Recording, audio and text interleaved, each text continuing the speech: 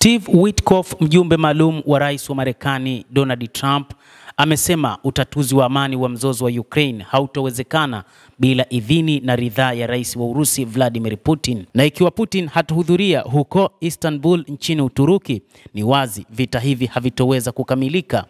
Hata hivyo, Putin anaamini uwepo wa wawakilishi wake kutoka nchini Urusi wataweza kuhakikisha mazungumzo ya nia ya dhati ambayo pengine yanaweza kuleta mabadiliko fulani. Lakini kwa mujibu wa bwana Steve Witkoff, anasema kwamba bila uwepo wa bwana Putin hakuna lolote lingeweza kufanyika na kwamba vita hivi vitakuwa endelevu. Kwa mujibu wa mwanadiplomasia huyo wa ngazi ya juu wa Marekani, kuwepo mawasiliano na shirikisho la Urusi ni muhimu katika kutatua mzozo wa Ukraine, na uwepo wa bwana Putin katika mazungumzo huko Istanbul nchini Uturuki itakuwa ndio suluhu la mwisho la mzozo huu. Anasema endapo rais wa Urusi Vladimir Putin angekuwepo nchini Uturuki katika jiji la Istanbul wakati wa mazungumzo katika kutatua mzozo huo, huenda kungekuwa na makubaliano fulani.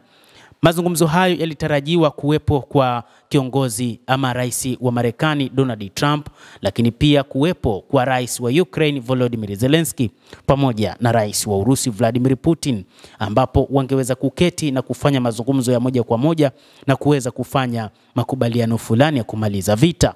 Hata hivyo, wachambuzi wa mambo wanasema kwamba pengine rais wa Urusi Vladimir Putin hakuwepo katika mazungumzo hayo, lakini hii kwa sababu ndiyo mazungumzo ya awali katika kipindi hiki. Ameonelea kwamba wanadiplomasia wachache wangeweza kuiwakilisha Urusi katika mazungumzo ya awali, ili tu baadaye kama kutakuwa na makubaliano, basi makubaliano ya mwisho yafanywe na viongozi hao watatu, kwa maana yeye bwana Putin, rais wa Marekani Donald Trump na rais wa Ukraine Volodymyr Zelensky. Witkoff amebainisha kuwa Trump anasisitiza juu ya mazungumzo ya moja kwa moja kati ya rais wa Urusi Vladimir Putin na mwenzake wa Ukraine na kuipa Ukraine muhula wa mwisho, vinginevyo Marekani itajiondoa katika mchakato wa kutafuta suluhu.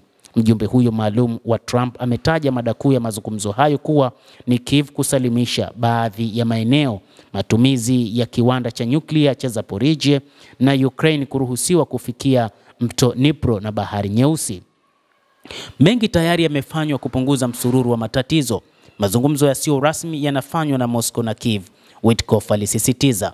Haya yanajiri siku chache baada ya rais wa Urusi kutoa wito akitaka kuanza tena mazungumzo ya moja kwa moja bila masharti kati ya nchi yake na Ukraine mjini Istanbul Mei 15, siku ya leo Alhamisi, ili kufikia makubaliano ya amani ya kudumu.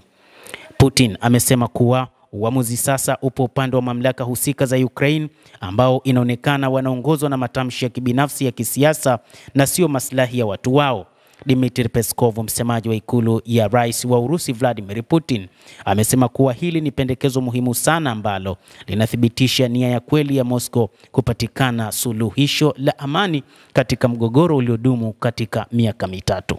Mtazamaji wa The World News, endelea kutufuatilia na usisahau kulike, usisahau kucomment, kadhalika na kusubscribe channel yetu hii upate habari hizi kwa mapana hapa The World News.